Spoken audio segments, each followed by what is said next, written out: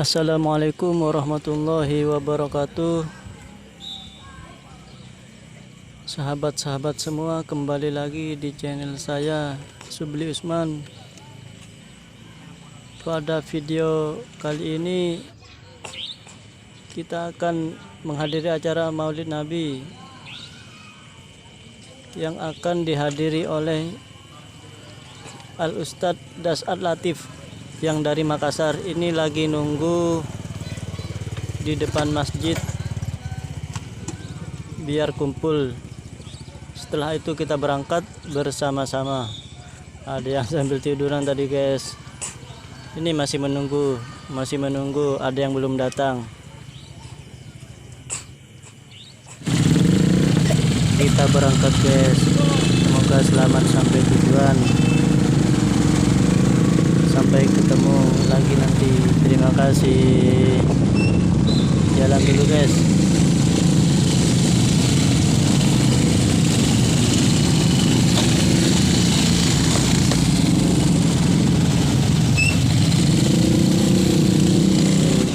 Haji Shalihuddin sebentar kaula amal kita bersama memanjatkan puji syukur kehadirat Allah Subhanahu wa taala yang mana pada kesempatan malam mangken berkat rahmat hidayah berinai dari Allah Subhanahu wa taala badan kaul bad ajunan saja akibat kibun gading alaihi wasallam.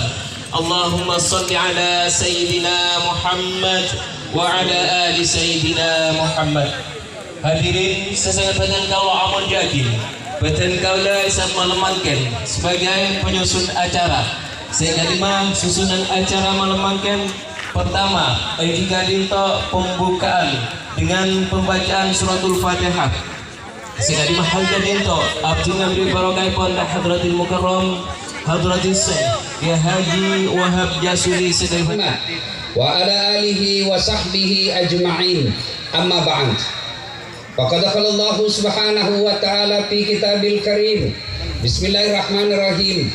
Ya ayyuhalladzina amanu taqullaha haqqa tuqatih wa la tamutunna illa wa antum muslimun. Wahai orang-orang yang beriman, bertakwalah kalian kepada Allah dengan sebenar-benarnya takwa, dan janganlah kalian mati kecuali dalam keadaan beragama Islam. Ayat ini Jumat dibacakan khatib di mimbar. Ayat ini tiap pekan kita dengar. Kalau di desa ini ada pengumuman dari Pak Desa yang harus diulang-ulang tiap pekan, pasti pengumuman itu sangat penting.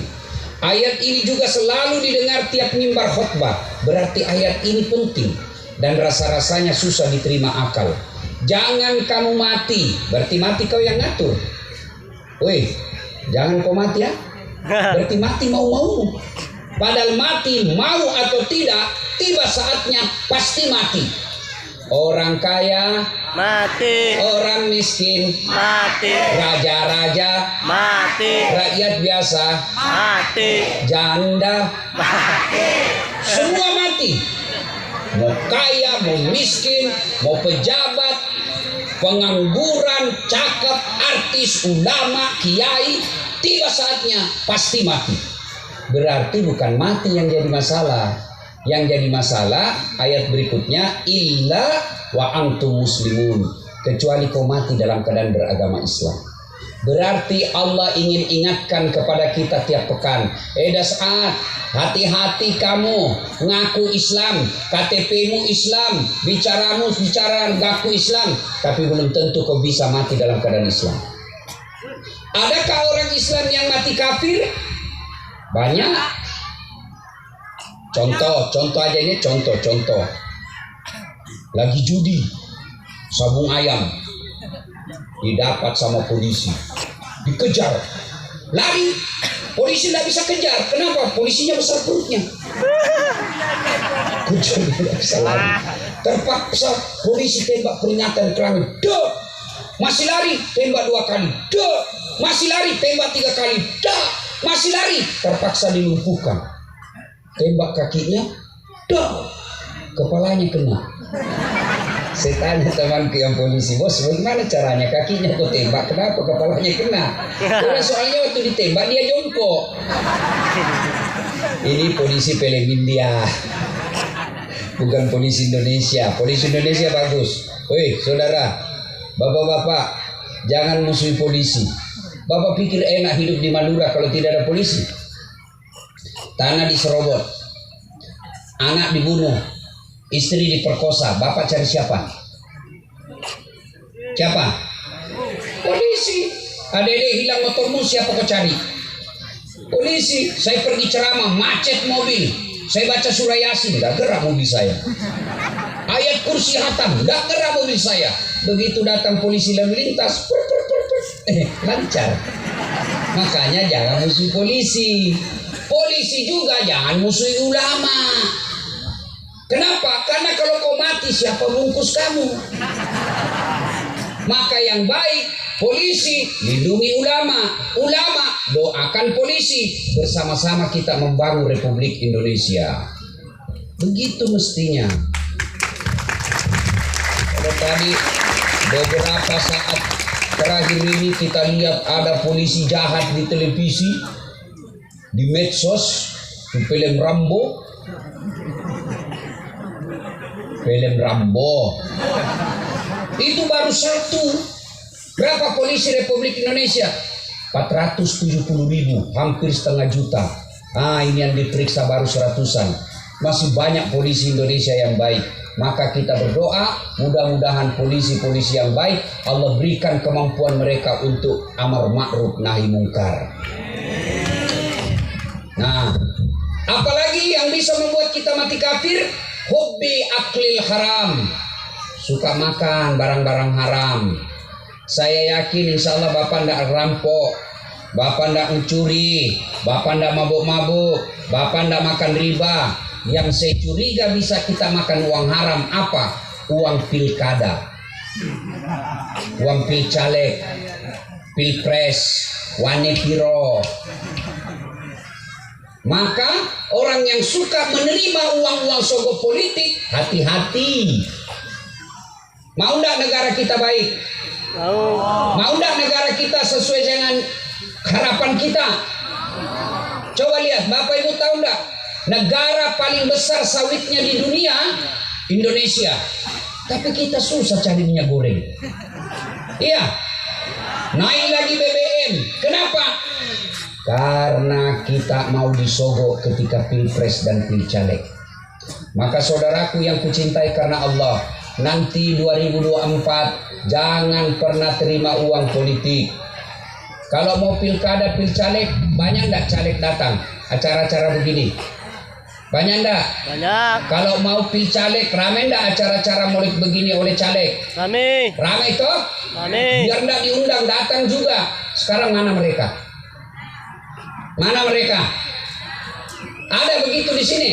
Banyak. Ada? Ada. Enggak usah demo, enggak usah ribut, enggak usah memfitnah, memaki-maki di medsos. Lalu gimana caranya Ustaz? Nanti 2024 kita balas, ganti mereka, jangan lagi pilih mereka dan partainya. Begitu aja, enggak usah ribut-ribut. Nah, supaya baik, mari nanti pilpres, pilcaleg, pilkada, jangan pernah mau menerima uang politik, karena itu hukumnya haram. Wa qala idzan bismillahirrahmanirrahim.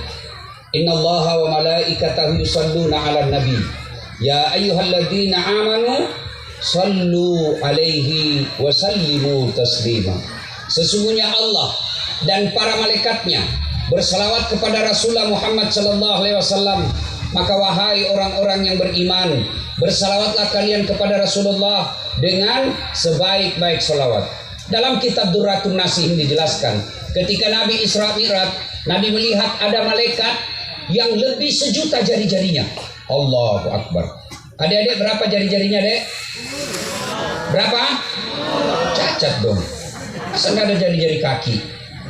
20. Ini malaikat lebih sejuta jari-jarinya. Nabi kagum dan bertanya kepada Jibril, "Ya Jibril, malaikat apa itu? Banyak betul jari-jarinya." Jibril menjawab, "Ya Muhammad, itu malaikat yang Allah tugaskan untuk mencatat air ketika hujan." Lalu Nabi datangi malaikat itu.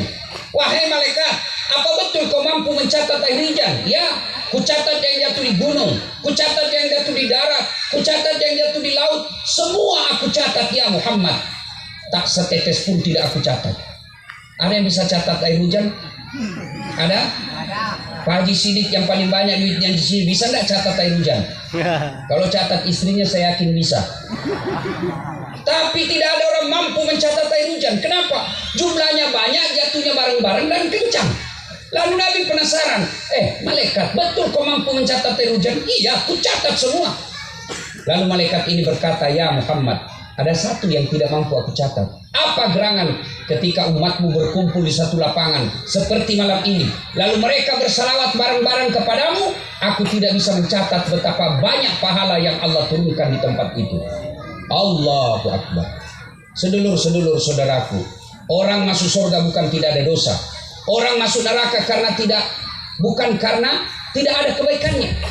Tapi orang masuk surga ditimbang kebaikannya, timbang keburukannya, ternyata timbang punya timbang lebih berat kebaikannya daripada keburukannya, meskipun selisihnya cuma 0,1%. Maka ketika berkumpul seperti ini saudaraku, perbanyaklah bersalawat karena pahalanya lebih banyak daripada air hujan. Maka saya mau dengar bertanding kita salawat. Bisa? Bisa? Bisa. Saya mau dengar dulu ibu-ibunya. Ibu-ibu ikutin saya. Saya mau dengar kencang enggak suaranya ibu-ibu di sini. Yang merasa jadi sekelamin laki-laki diam. Kita dengar dulu ibu-ibu. Ayo Bu, ikut salawat bareng-bareng sama saya Bu. Yuk. Salatullah keras ibu. Ala toh Rasulillah.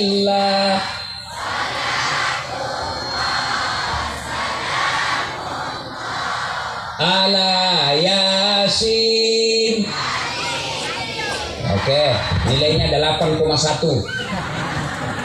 Ibu-ibu diam. Nah, saudara-saudara nih, yang bapak-bapaknya nih, yang merasa jadi kelamin laki-laki, ayo selawat bareng-bareng, kencang enggak ya? Salatullah salamullah ala toha Rasulillah. Salatullah salamullah ala Yasin Habibillah. Nilainya 9,5. Diam, kita dengar ini di atas panggung. Kita dengar para guru-guru kita, Pak Kiai. Ayo kita diam. Ayo Pak Kiai, kita selawat bareng-bareng. Yuk. Kapan lagi kita kerjain Pak Kiai? Ayo kita dengar ya. Salatu salamullah toh Rasulillah. Salatu ala Yasin. Masya Allah, nilainya 9,9. Ya, sedikit yang belikan saya tiket. Ibu bapak, saudara-saudara sekalian, teristimewa para kiai, para pimpinan pondok, alim ulama, ustadz, ustazah yang hadir di tempat ini, yang insya Allah dimuliakan dan dirahmati oleh Allah Subhanahu wa Ta'ala. 1400 tahun yang lalu lahirlah seorang manusia yang hidupnya penuh dengan penderitaan. Baru 2 bulan dalam rahim ibunya sudah wafat bapaknya. Lahir baru 3 hari bersama ibunya diambil ibu susunya. 4 tahun. Setelah 4 tahun menyusui di desa, lalu dia balik lagi ke ibunya. Usia 6 tahun meninggal lagi ibunya. Diambil oleh kakeknya. Usia 8 tahun wafat pula kakeknya. Diteruskan ke pamannya. Baru beberapa saat bersama pamannya sudah ikut berdagang ke Syam. Usia 9 tahun. Usia 10, ada juga ulama mengatakan 11 tahun, beliau sudah mulai perang. Tapi perangnya bukan perang agama, tapi perang antar suku waktu itu. Dan pada saat itu, orang yang berduka, orang yang penuh dengan penderitaan ini, tugasnya mengumpulkan anak panah. 12 tahun sudah berdagang ke Syam. Di Syam kemudian diketahui oleh pendeta Bukhairah bahwa inilah Nabi akhir zaman. Segera dibalikkan pulang oleh pamannya karena takut ditapak orang Yahudi. Kemudian ketika usia bertambah, makin penuh dengan penderitaan. Tapi alhamdulillah, dalam tekanan hidup, dalam teror, dalam kesusahan, dalam penderitaan, berhasil menjadi pemimpin yang kepemimpinannya bukan hanya diakui oleh umatnya, tapi juga diakui oleh mereka yang tidak menjadi umatnya. Terima kasih guys, ini acaranya sudah selesai, orang pada pulang semua.